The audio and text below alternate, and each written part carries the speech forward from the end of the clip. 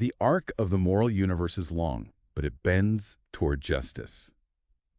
That's Martin Luther King Jr., and it feels, well, incredibly fitting for our deep dive today. Just try and picture this for a second. India under British rule, a time when, speaking out against the empire could literally cost you everything, and yet there was this one man who dared to challenge the very core of colonial power, but from inside the system.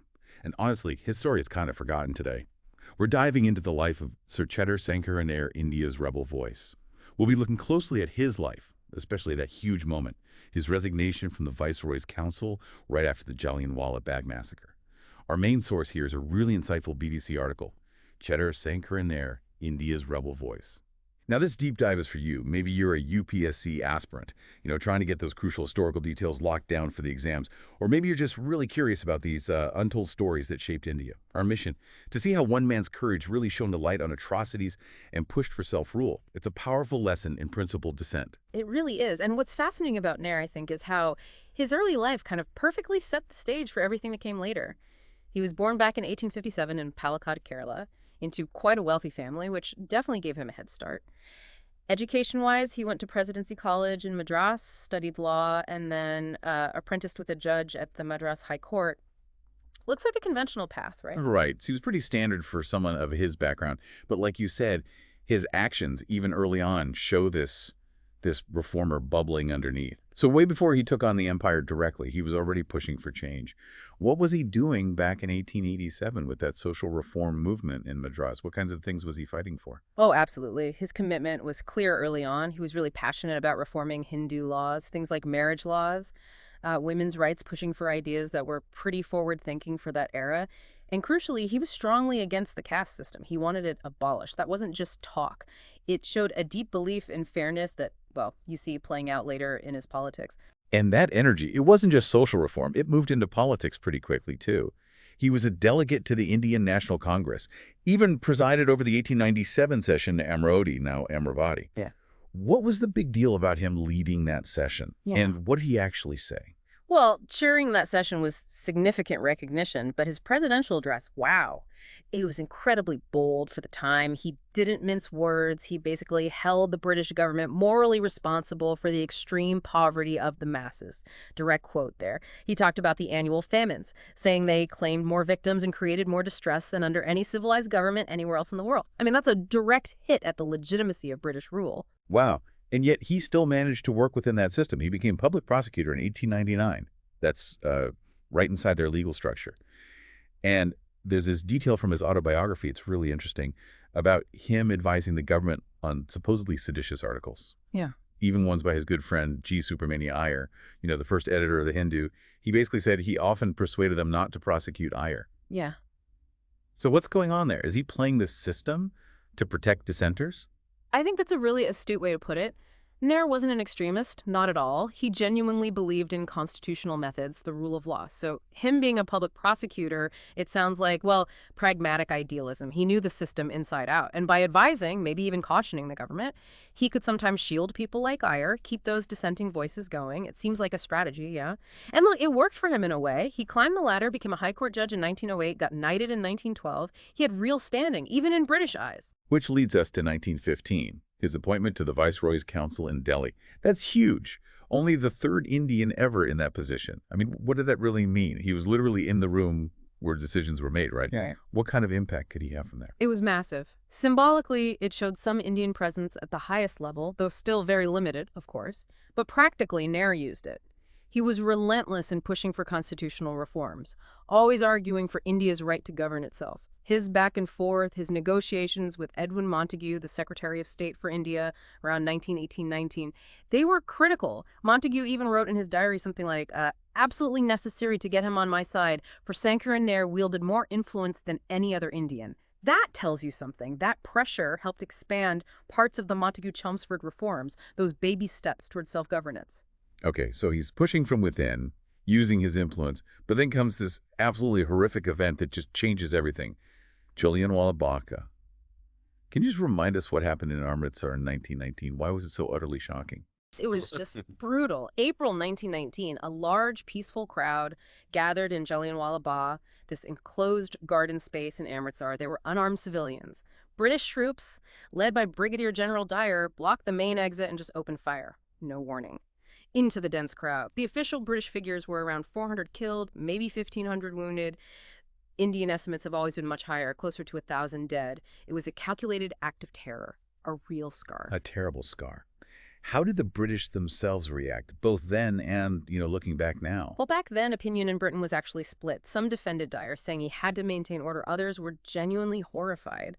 Over time, though, the sheer wrongness of it became clearer. Much later, in 2019, the centenary UK Prime Minister Theresa May called it a shameful scar. And before that, David Cameron visited the memorial in 2013, called it deeply shameful. But no formal apology has ever been issued by the UK government. It's still a point of contention. And for Nair, sitting on that council, hearing about this, about martial law in Punjab, it must have been agonizing. He really wrestled with it. And then came that incredibly powerful line in his 1922 book, Gandhi and Anarchy. He wrote, "If to govern the country, it is necessary that innocent persons should be slaughtered at Jallianwala Bagh. The country is not worth living in." So he resigns just a month later. What did that resignation signal? What was the immediate fallout? It was a thunderclap. A man of his stature, knighted, on the Viceroy's council, just walking away. It was a profound moral statement. It showed the British government that their actions were intolerable, even to those who had tried to work within their system. And he didn't just resign quietly. He left for Britain immediately. Why?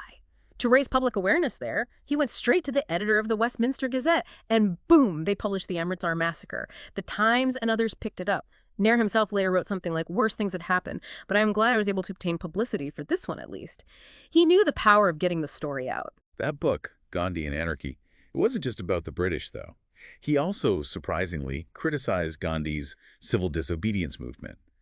That must have ruffled some feathers among nationalists. What was his issue with Gandhi's approach? He called it a weapon, right?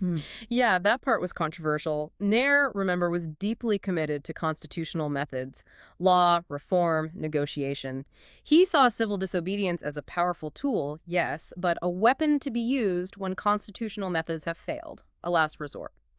His worry, it seems, was that mass movements, however well-intentioned, could descend into chaos, into anarchy, maybe setting back the cause for structured self-governance he believed in. It shows the real debates happening within the freedom movement. Which brings us to another fight he picked. He went after Punjab's Lieutenant Governor, Michael O'Dwyer, accusing him of basically terrorism, holding him responsible for atrocities before martial law was even declared. It's a huge accusation. So O'Dwyer sues him for libel in London, 1924. What was really at stake in that courtroom battle?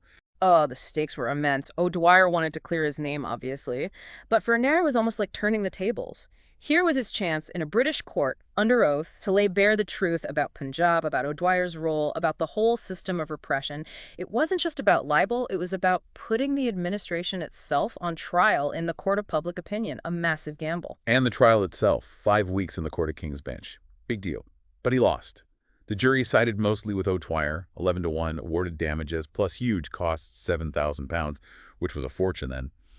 And yet, O'Dwyer apparently offered to drop the costs if Nair just said sorry, but Nair refused, paid the whole amount. That refusal. Wow, what message did that send? It sent a message of absolute, unbending conviction. He would not retract what he believed to be true, no matter the personal cost. Imagine the financial ruin. But the impact went beyond the verdict. Because the trial was long, the details, the depositions, they were reported daily in papers like The Times. So all the horrific details of what happened in Punjab got a massive public airing. His family, like his great-grandson Raghu Palat, believes he achieved his real goal despite losing the case. That goal was exposing the truth, igniting public outrage. Pushpa Palat, Raghu's wife, said it showed there was no point in having dominion status when the British cannot be expected to deal with their subjects fairly. Even Gandhi, who Nair had criticized, acknowledged his pluck in fighting without hope of victory. The loss was almost irrelevant compared to the exposure. So even after that bruising legal battle, he didn't just disappear. What did he do in his later years? He lived until 1934, right? Yes, he passed away at 77. And no, he didn't disappear. He remained active. Most notably, he became chairman of the Indian Committee of the Simon Commission in 1928. That commission was reviewing constitutional reforms again. So even after everything, he was still engaged in that process, trying to shape India's future through constitutional means. His son-in-law, KPS Menon, who later became India's first foreign secretary, called him a very controversial figure, which seems fair. But Menon also summed up his life beautifully, saying Nair bent all his thoughts and energies on the emancipation of his country from foreign domination and native custom. And that, using constitutional methods, he achieved as much success as any man could. So bringing it all together for today, Yeah. what are the big takeaways from Nair's life? Why should we remember him now, especially maybe for those UPSC aspirants listening? There are so many layers. For UPSC folks, his life is a fantastic case study. It shows the complexities of colonial rule, the different ways people resisted from inside and outside the system. It highlights that tension between constitutional methods, like Nair's, and mass movements, like Gandhi's. It wasn't a monolithic freedom struggle. There were debates, different strategies. You also see the importance of social reform running alongside the political fight. His early work on caste and women's rights wasn't separate. It was a part of the same push for a just society. And maybe most powerfully, it's about principled dissent, the courage to stand up, even when you know you might lose, even when it costs you personally. Understanding Jallianwala Bagh through Nair's response gives it a whole new dimension. Absolutely. His story is just, well, a powerful reminder of courage and conviction in really tough times. Yeah. We hope this deep dive has given you, our listeners, some fresh perspective, maybe some valuable points if you're studying for the UPSC, or just a better understanding of this slice of history. Sir Chettur Sankaran Nair, a defiant voice, using the tools he had to fight for freedom and basic human rights. And it leaves us with a thought, doesn't it? In our world today, just saturated with information, how do we actually find and pay attention to those voices from the past? The ones who fought for justice, quietly or loudly, even when the odds were stacked against them, even when they didn't always win. Something to definitely think about. If you found this deep dive useful, particularly for understanding key UPSC topics or just expanding your knowledge, please do give us a like, subscribe for more deep dives like this one. And definitely leave a comment below any questions or other topics you'd like us to tackle. Your feedback really helps us keep bringing these important, sometimes forgotten stories out.